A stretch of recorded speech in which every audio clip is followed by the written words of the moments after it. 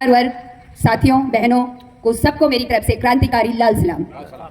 साथियों, आज 1 मई अंतर्राष्ट्रीय कामगार दिवस, 1 मई छुट्टी का दिन, 1 मई मजदूर आंदोलन का दिन, 1 मई महाराष्ट्र दिवस, ये सारे कुछ आज के दिन।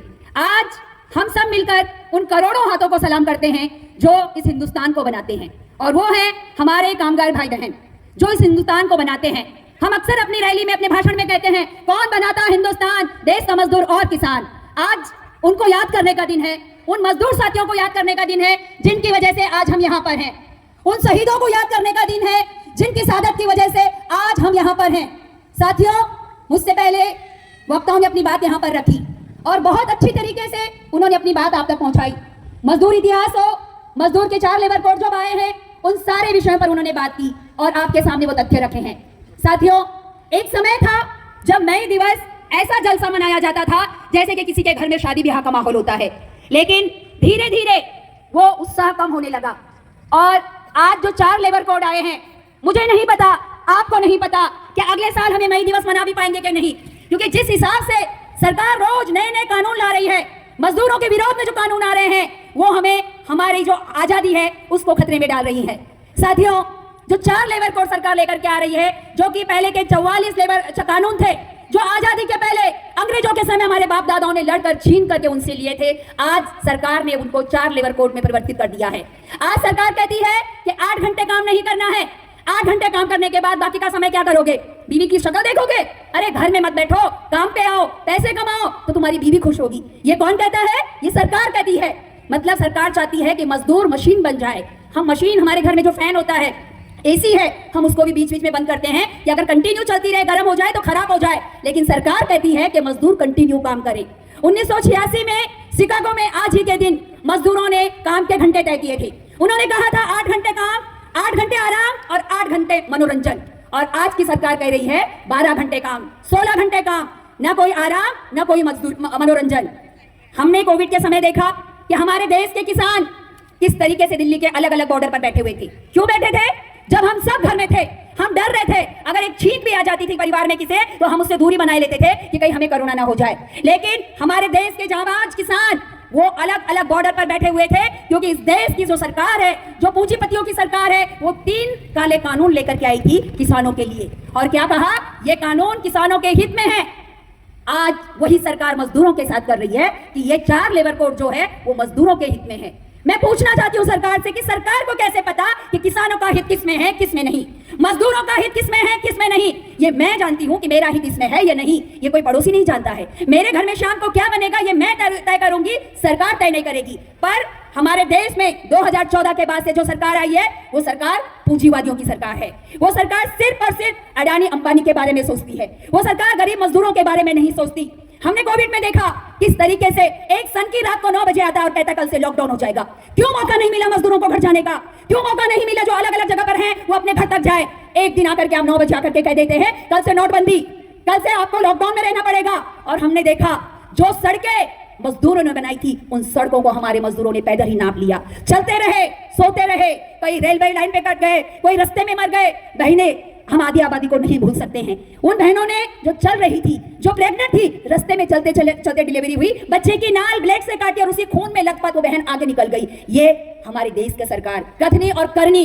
एक तरफ लाडली बहन की बात करते हैं, अभी हमने देखा, बहुत दिन भी तो नहीं बीते, 30% आरक्षण की जो बात सरकार कर रही है, जो आंदोलन सरकार पूरे हिंदुस्तान में कर रही है, ठीक है ना, हम भी चाहते हैं हमें आरक्षण मिले, हम भी लड़े हैं आरक्षण के लिए। लेकिन आपने जो 2023 में बिल पास करवाया, जो एक सहमति से पास हुआ, आप उसको क्यों नहीं लागू कर रहे? आप कह रहे हैं आप संसद में सीट बढ़ाएंगे, किसके बल पर? हमारे बल पर। हम उठाएंगे वो जो बढ़ी हुई सीट है उनका खर्चा। आपका एक सांसद रिटायर होता है, हार जाता है, दूसरी बार उसकी पेंशन चालू होती है। हमारे कामगारों को पेंशन मिलती है क्या? हमारे कामगारों की पेंशन तो आपने बंद कर दी है।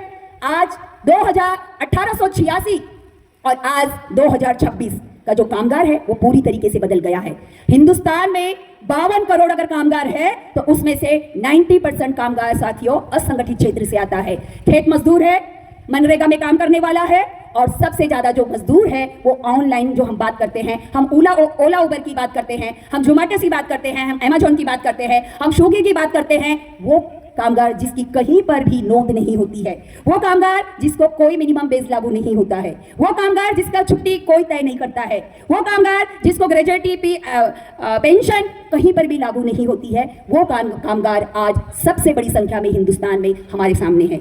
हमारे घरों में काम करने वाले घरेलू कामगार, हमारी सोसाइटी में असंगठित क्षेत्र का सफाई कर्मचारी, हमारी बिल्डिंग में गार्ड, सिक्योरिटी गार्ड, इनको कौन सुरक्षा देगा? क्या ये हिंदुस्तान का कामगार नहीं है? ये कामगार की श्रेणी में नहीं आता है? लेकिन भारत सरकार इनको कामगार ही नहीं मानती है। भारत सरकार कहती है ये पार्टनर है। कैसे पार्टनर हो सकते हैं? ओला उबर के ड्राइवर को अगर आप पार्टनर कहते हैं तो जब पेट्रोल का भाव बढ़ता है तो उस ओला उबर के ड्राइवर को अपनी मजदूरी बढ़ाने का अधिकार भी नहीं है, वो अपना रेट तक नहीं बढ़ा सकता है। और आप पार्टनर की बात करते हैं, आप आंगनवाड़ी शिक्षिका की बात करते हैं।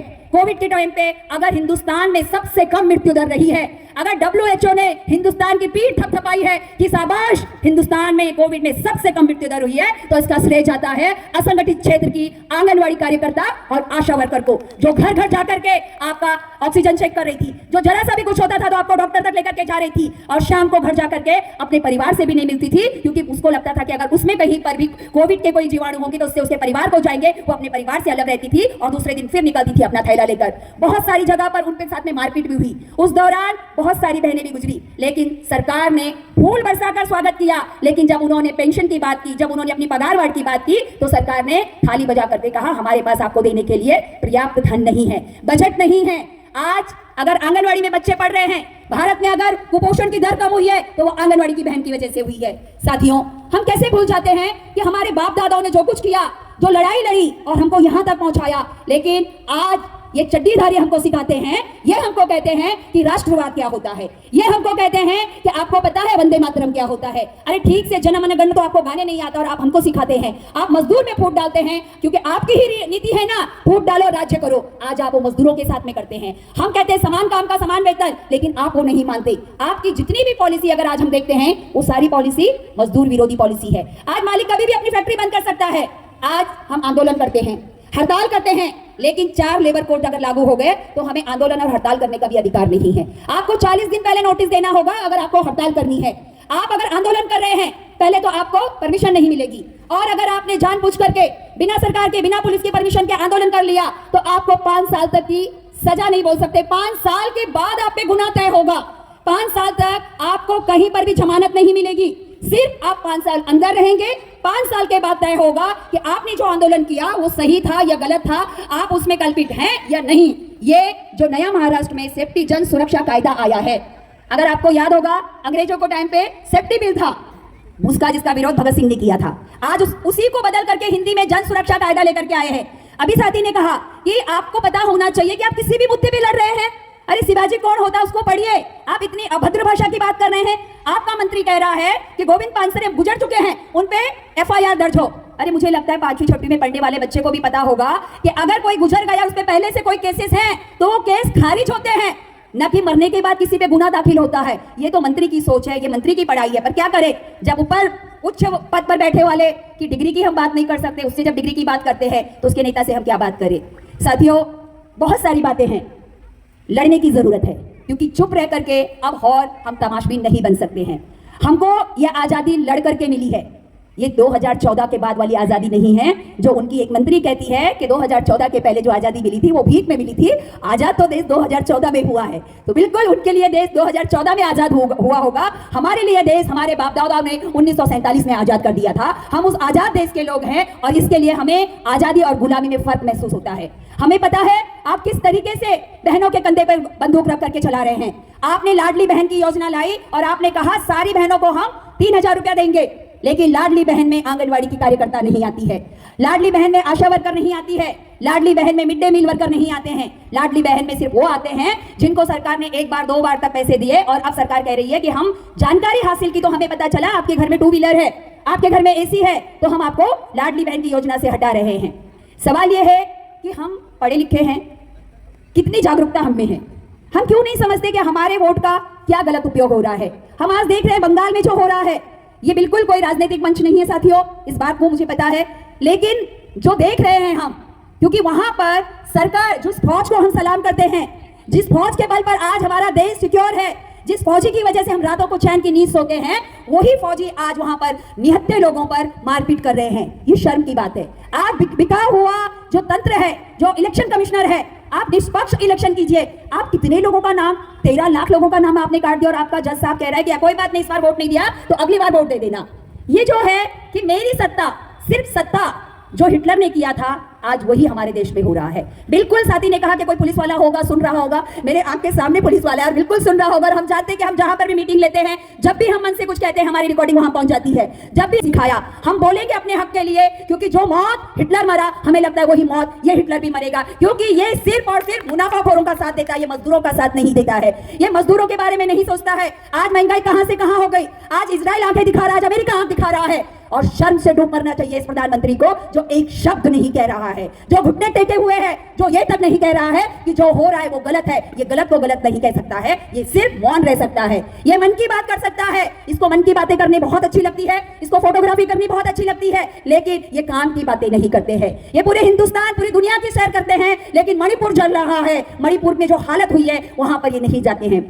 ये महिला आरक्षण की बात करते हैं। हमें खुशी हुई 2023 में जब सरकार ने कहा कि हम 33% महिलाओं को आरक्षण देंगे, क्योंकि हम भी शोषित पीड़ित इसी समाज से वंचित महिलाएं हैं और हम चाहते हैं कि हमारी आवाज बनकर के कोई पार्लियामेंट में जाए और आवाज उठाए। लेकिन बेटी बचाओ का नारा, बेटी बचाओ बेटी पढ़ाओ का नारा हमने सुना। हमने इसी सरकार की दोहरी नीति देखी कि एक तरफ बेटी बचाओ बेटी पढ़ाओ की आप बात करते हैं, दूसरी तरफ 15 अगस्त के दिन गुजरात में बिल्किस बानो पर जिन्होंने सामूहिक बलात्कार किया था, उनको इस सरकार के लोग छुड़ा करके लाते और फूलों से स्वागत करते हैं। हमने ये भी देखा हमारे देश की बेटियां जिसने हिंदुस्तान का माथा चौड़ा किया, विदेशों में गई, कुश्तियां लड़ी और मेडल जीत करके लाई। जब उन बहनों के साथ में शोषण हुआ, इन्हीं के एक मंत्री ने जब उनके साथ में कुकर्म किया, वो बहनें दिल्ली के जंतर मंतर पर बैठी और इस सरकार की पुलिस ने उन्हें जूतों के तले रेंगा। क्या वो बेटियां इस देश की नहीं? हमने ये भी देखा कि मणिपुर में किस तरीके से एक दो बहनों के साथ में उनको निर्वस्त्र करके पूरे मणिपुर में घुमाया गया और उनमें से एक बहन का पति तो आर्मी में था, वो देश की सेवा कर रहा था और उसकी पत्नी के साथ में इस तरीके की हरकत हो रही थी। क्या वो बेटी भारत की बेटी नहीं है? वो तब अम्बेडकर ने भी यही कहा था कि सभी के लिए पर्याय मुफ्त शिक्षण हो, लेकिन हमारी आज की सरकार उस पर जीएसटी लगाती है, क्योंकि अगर जीएसटी लगेगी, शिक्षा हम गरीबों की पहुंच से बाहर होगी, तो हम सालों से जिस तरीके से गुलाम की जिंदगी जी रहे हैं, वो गुलामी की जिंदगी हम ऐसे ही जीते रहे। सलाम है खदान मजदूरों को, आज के दिन हम उनकी सादत को नहीं भूल सकते हैं। जिस तरीके से खदान मजदूर अंधेरे में जमीन के सीने के अंदर जाकर के पूरे हिंदुस्तान को रोशन करते हैं, अगर आप नहीं होंगे तो इस देश का ना कोई कारखाना चलेगा, ना कोई गाड़ी ट्रेन चलेगी, ना हमारे घर को रोशनी मिलेगी। आप अपने जीवन में अंधकार ला करके पूरे हिंदुस्तान को रोशन करते हैं। आप सुबह जब अपने घर से उठते हैं, अपने बच्चे और बीवी का शक्ल देख करके जब आप निकलते हैं, क्योंकि आपको पता होता है कि पता नहीं शाम को वापस घर लौटूंगा या नहीं। क्यों? क्योंकि खतरे इतने ज्यादा है, इतने ज्यादा खतरे हैं कि हमें नहीं पता कि हम वापस शाम को काम से घर आएंगे या नहीं आएंगे। इसे कहते हैं, आपको क्या कौन कह सकता है कि आप इस देश में गद्दार हैं? आपको कौन ये नहीं कहेगा कि आप इस देश के सच्चे स्वतंत्र हैं? आपको कौन नहीं कहेगा कि आप देशभक्त हैं, कि आपको पता है कि मेरी जान खतरे में है, लेकिन अपने देश की रोशनी के लिए, अपने देश का अंधकार मिटाने के लिए हर दिन आप उस खतरे को मौत के मुंह में जाते हैं। सच में दिल से आप सभी साथियों को सलाम है कि आप इतने कष्ट लेते हैं, तब कहीं जाकर के हमारे हिंदुस्तान को रोशनी मिलती है। सलाम है उन्होंने जिन्होंने अपनी सादा दे दी है, लेकिन फिर भी हम यही कहेंगे कि सरकार हमारी बात तब तक नहीं सुनेगी जब तक हम एक नहीं होंगे। हमारा नारा ही है, दुनिया के मजदूरों एक हो।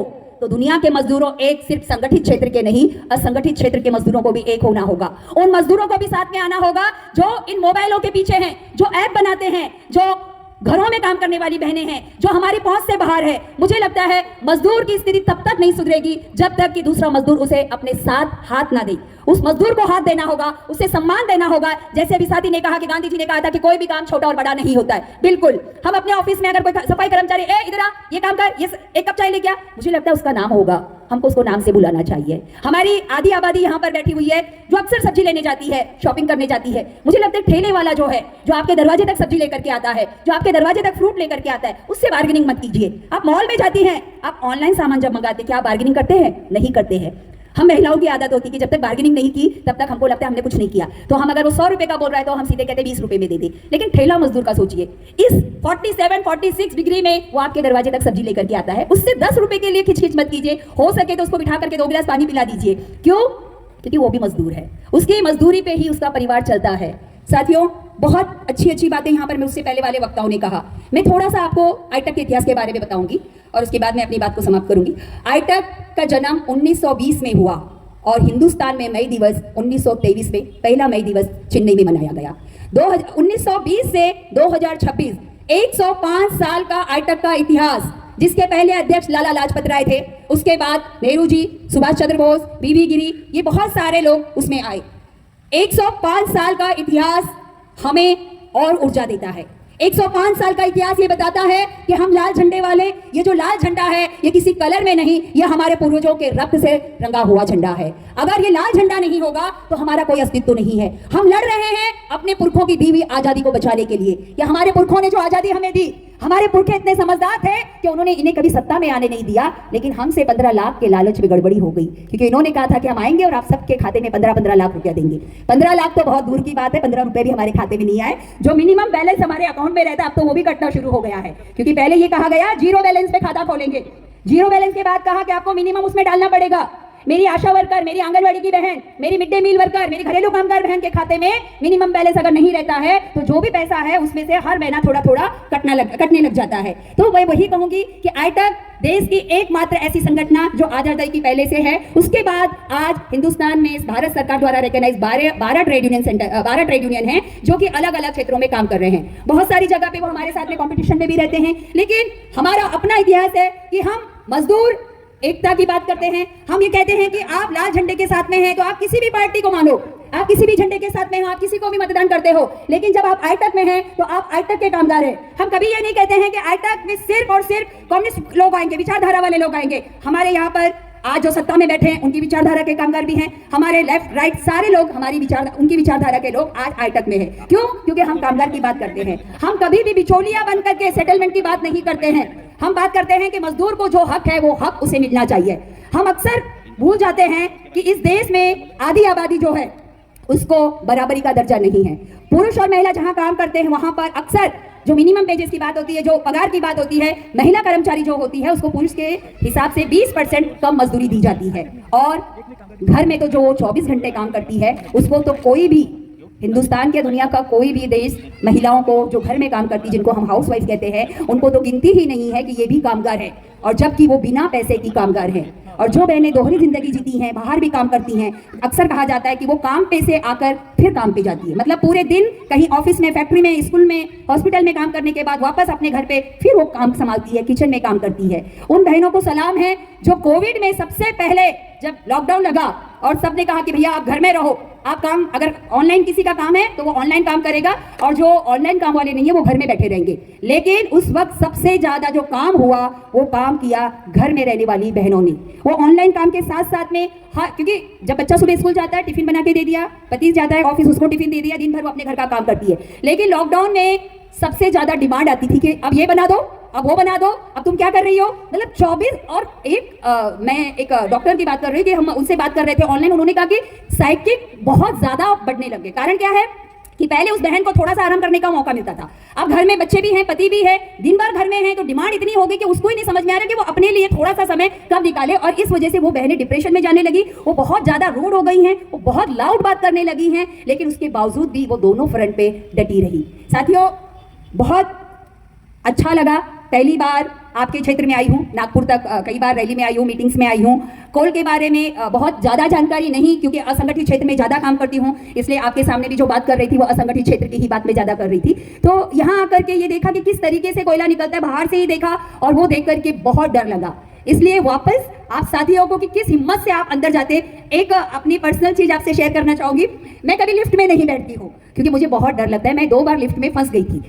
13वीं मंजिल पे थी और मुझे ग्राउंड फ्लोर पे आना था, और 9वीं मंजिल पे आकर के लिफ्ट बंद हो गई और करीब 10 मिनट तक लिफ्ट बंद रही। और उस वक्त मुझे लगा बस ये अंतिम समय है, जिसको जिसको याद करना है याद कर लो। और उतने देर में वॉचमैन ने आकर के लिफ्ट से मुझे बाहर निकाला, ऐसे 2 बार। और उसके बाद से आप यकीन नहीं मानेंगे, मैं 23 माले भी 2 बार चल करके गई हूँ। क्यों? क्योंकि हॉस्पिटल में जाना था, वहां पर पेशेंट था, उसको मिलने जाना था। और 23 माले की वो हॉस्पिटल, और उसमें मुझे चढ़ के 1 घंटे में मैं पहुंची थी ऊपर आराम से चलते चलते। लेकिन मुझे लिफ्ट में इतना डर लगता है। और जब मैं ये अपने आंखों के सामने लाती हूँ कि कोयला खदान का मजदूर किस तरीके से 500 फीट तक कई बार नीचे जाता है कोयला निकालना, उस जज्बे को सलाम है। साथियों, आप सभी को बहुत बहुत मई दिन की शुभकामनाएं। हम इस बात की शपथ लें, इस बात की कसम खाएं कि हम आने वाले साल में ये मई दिवस का जो हमारा परंपरा है इसको कायम रखें। क्यों? क्योंकि सरकार, मैंने आपको अभी कहा कि सरकार इसको बहुत जल्दी बंद करने वाली है, क्योंकि ये सरकार के हिसाब से सरकार के विरोध में बोलने का मंच है। सरकार का ये कहना है कि 1 मई के दिन मजदूर अपनी भड़ास निकालता है। बिल्कुल, मजदूर अपनी भड़ास कब निकालता है? जब आप उसको समान काम का समान वेतन नहीं देते। जो डिग्निटी उसको मिलनी चाहिए वो डिग्निटी जब आप उसको नहीं देते, जो सम्मान उसको मिलना चाहिए जब वो सम्मान आपको नहीं देते हैं, तो वो मजदूर अपनी भड़ास निकालता है। कोई भी हो, अगर घर में बच्चा भी है और वो बच्चा माँ से खाना मांग रहा है और माँ अगर किसी और काम में व्यस्त है, वो थोड़ा समय लेती है, तो बच्चा भी गुस्से में आकर के जो हाथ में प्लेट थाली जो भी है और कटोरी उठा के फेंक देता है। तो वही सालों साल मजदूर काम करता है इस अपेक्षा में कि जब वो रिटायर हो तो एक सम्मानपूर्ण जिंदगी जिए। लेकिन हम सब जानते हैं कि आज हमारे देश में रिटायरमेंट पेंशन की क्या हालत है, किनको पेंशन मिल रही है और किनको पेंशन नहीं मिल रही है। तो इसके लिए अपनी लड़ाई को, खास करके 4 लेबर कोड लागू ना हो, लागू तो हो चुके हैं, नियमावली बनने वाली है सरकार के सामने। अब अगर कोई केस आज की डेट में आता है तो सरकार ये कह रही है कि हमें नहीं मालूम कि अगर आज कोई केस आता है तो वो पुराने तरीके से देखा जाएगा या नए 4 लेबर कोड से। क्यों? क्योंकि अभी तक नियमावली नहीं बनी है। अभी फरवरी में जब अपनी स्ट्राइक थी तो हमने कामगार आयुक्त को पूछा कि आप हमें बताइए, ये जो 4 लेबर कोड की आप बात कर रहे हैं, इसमें से 2 लेबर कोड, कोई भी 2 लेबर कोड के बारे में आप हमको बताइए कि ये हमारे लिए फायदे के कैसे हैं। अगर आप हमको समझाने में कामयाब होते हैं तो हम कसम खाते हैं आगे से हम कभी कोई मोर्चा कामगार आयुक्त के ऑफिस में लेकर के नहीं आएंगे। उन्होंने कहा, मैडम इतना तो आप भी जानती हैं कि आपके फायदे के हैं कि नहीं, आप मेरे मुंह से बुलवा करके मेरी नौकरी क्यों खा रही हैं। तो ये सच्चाई है कि 4 लेबर कोड जो है वो मजदूरों के हित में और मजदूर के विरोध में है। साथियों, आप सभी का यहाँ पर मई दिवस के लिए इकट्ठा होना, इतनी गर्मी में, जबकि बिना एसी के हम 2 मिनट भी नहीं बैठ पा रहे हैं, बहनें पंखा कर रही है, हवा नहीं आ रही है, मच्छर भी है, बच्चे भी साथ में आए, लेकिन फिर भी ये हमारा जलसा है, ये हमारा उत्सव है, ये हमारे परिवार का, मजदूर का उत्साह है। बड़ी उत्साह के साथ में आप लोग यहाँ पर आए, आपने बैठ करके मेरी बात सुनी, उसके लिए और वापस आप सभी साथियों को बहुत बहुत शुभकामनाएं। इनकलाब जिंदाबाद। मैं 2 लाइनें आपके सामने कहूंगी। दुनिया के मजदूरों, दुनिया के मजदूरों, हम सब हमारी यूनियन लड़ेंगे। सभी साथियों को इनकलाब जिंदाबाद।